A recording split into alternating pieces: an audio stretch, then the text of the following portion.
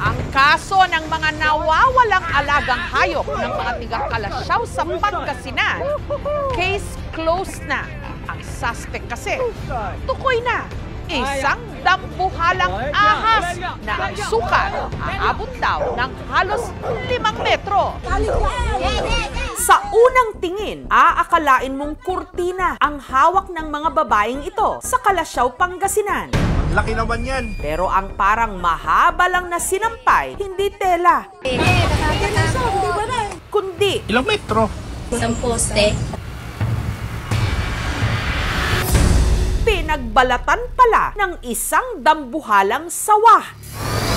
Ang higanteng sawa, tinatayang nasa 16 feet o nasa 5 metro ang haba. Singlaki ng puno ng nyog ang katawan. Siyempre, natatako kasi first time ko pang makahawak na ganong kalaking balat ng ahas. Malansa, parang bubble wrap.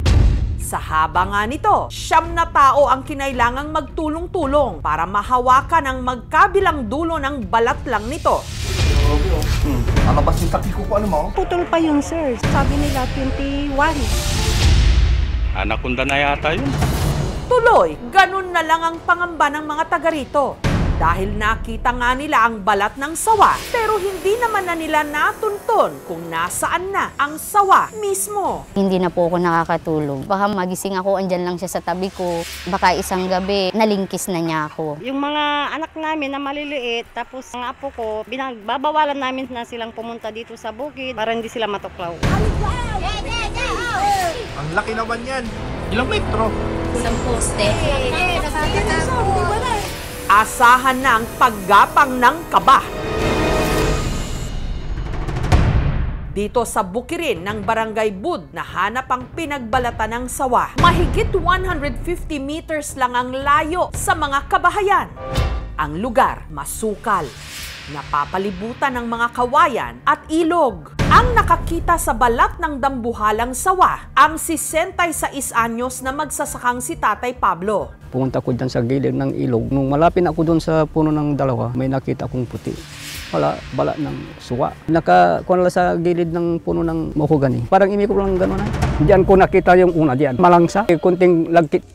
Normal na raw sa kanila ang makakita ng mga ahas sa bukid. Mahaba din talaga. Pero ngayon lang daw siya nakakita ng ganito kalaking pinagbalatan ng sawa. Basa, kakatatanggal lang. Ang balat ng sawa agad niyang inuwi sa paniniwalang pampaswerte ito. Dito ko sinabi yung balat ng sawa sa kubo ko para may remembrance ako. Hindi ko nahinugasan basta binilad na tapos nung nilagay ko na sulupin para hindi langawin. Nung hindi ko na natis, kininto ko dyan sa mga dyan sa daan.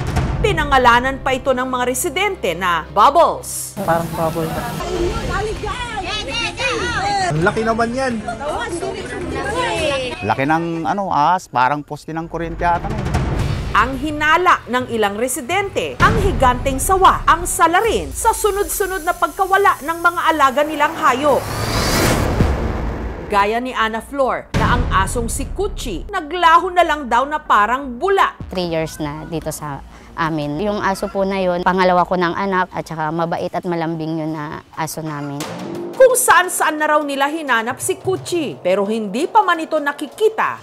Sunod naman silang nawalan ng manok. Inalagaan namin yun para sana ihanda sa first birthday ng apo ko. Paisa-isa lang pong nawawala. More than 5 na po yung nawawala naming manok. Ang suspetsa niya nung una. Baka inulam ng kapitbahay. Pero nung nakita ang pinagbalatan ng dambuhalang sawa, nag-iba na ang kanyang kutob. Kala ko kapitbahay. Yung pala, eto siguro yun. Ang ikinakatakot na mga residente rito ngayon, baka hindi na lang hayop ang susunod nitong mabiktima. Sobrang nervyos ko po. Pakiramdam ko, andyan lang siya sa paligid. Pagtatahol yung mga aso ko, pakiramdam ko sila na po yung tinatahulan. Baka may mga anak-anak na baka pupunta sa mga bahay. Sa mga nakalipas na taon, may mga dambuhalang sawa nang nakita sa ating kagubatan. Gaya ng isang ito na natagpuan sa probinsya ng Aurora, na ang tiyan lumobo na. Buong-buo talaga siya. Mas malaki pa pala yan. Nung buksan ito ng mga residente, tumambad ang isang patay na baboy ramo na kinain nito ng buhay. Ayan ayan ang baboy, ang laki Kaya si Kevin, sa takot na atakihin ang 1 taong gulang niyang anak, napilitan tuloy mag-resign sa kanyang trabaho sa Tarlac para umuwi ng Kalasyaw. Natakot pa ako para sa anak ko. Siyempre bata pa po yan kung ano po mangyari. Takot na ring magpunta ng gubat ang ilang mga taga rito. Nakakatakot po eh. Lagi po akong kumukuha ng mga gulay dyan sa gilid-gilid ng ilog. Ngayon ayaw ko lang kumuha, pumunta dyan kasi laki ng ahas, parang poste ng kuryente ata na. Ayun yung mga bakas niya. Kaya sa tulong ng local government unit ng Kalasyaw, humingi na sila ng saklolo sa snake hunter na si Princess Tuklaw para hanapin ang dambuhalang sawa. Ginalugad ni na Princess Tuklaw ang gubat. Pero bigo siya. Yung sa tingin ko po, napadaan lang. Kapag nagunos yung mga ahas, pupunta na po dun sa lungga nila, kung saan po yung bahay talaga nila.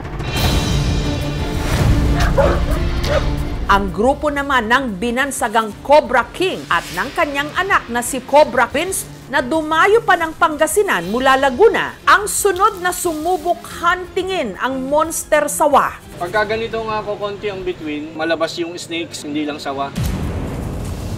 Para mas malaki ang tsansa na matsyempuhan ng sawa, hinati nila ang kanilang grupo.